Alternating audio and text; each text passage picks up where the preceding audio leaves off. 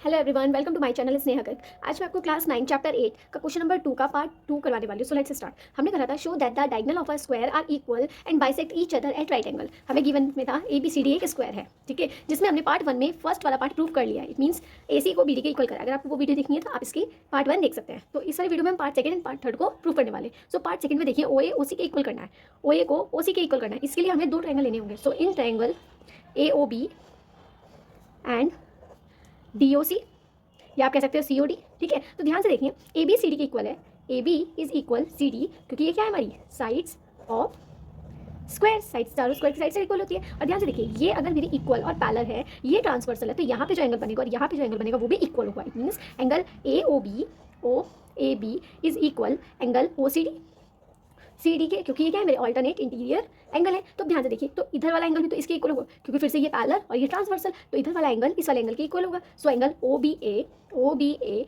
Is equal O D C angle, तो यानी alternate interior angle. तो हमें क्या क्या मिला, तो हम कह सकते हैं triangle A O B congruent है ट्रायंगल सी ओ डी के। तो यानी पहले एंगल साइड एंगल, यानी दो एंगल के बीच में साइड मिली, तो मैं कह सकती हूँ एंगल साइड एंगल से। तो अगर मैंने तीन चीज प्रूव कर दी, मेरा कॉन्ग्रुएंट आ गया है, तो इसका ए ओ इक्वल हो जाएगा इस वाली साइड के ओ सी के, एंड इसका ओ बी इक्वल हो जाएगा इसके ओ डी के by C P C T. तो मैं थर्ड वाला प्रूफ कराती हूँ। तो हमें बता रहे हैं एंगल 1 2 3 4 90 है, यानी यहाँ जो एंगल्स बन रहे हैं वो 90 डिग्री के। तो इसके लिए हमें दो ट्रायंगल पहले कॉन्ग्रुएंट करने होंगे। So in triangle A O B and triangle A O D.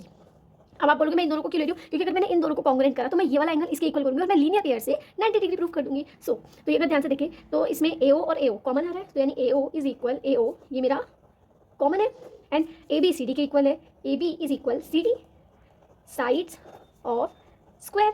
And अब ध्यान से देखो, ओ बी ओ डी के इक्वल है, O B is equal O D, क्योंकि अभी आपने प्रूफ करा, इट मीन्स प्रूफ्ड अबव, ठीक है। तो हम कह सकते हैं triangle A O B congruent है ट्रायंगल ए ओ डी के। तो हमें क्या मिला, तीनों कंडीशन में साइड साइड साइड, तो यानी एस एस एस सी। तो आप कह सकते हो angle A is equal angle 4 C P C T, ठीक है। तो ध्यान से देखो, एंगल 1 प्लस एंगल 4 हमारे 180 डिग्री के होंगे, रीजन आप दोगे लीनियर पेयर। सो मैं एंगल 1 एज इट इज रखती हूँ, एंगल 4 को भी मैं क्या लिख सकती हूँ, angle 1 180 degree, so 2 angle 1 180 degree, so angle 1 180 degree and the half is 90 degree.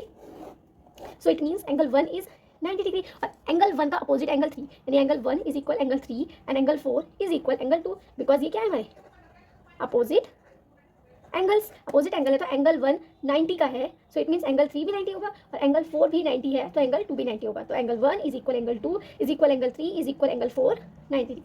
Hence proof. Thank you.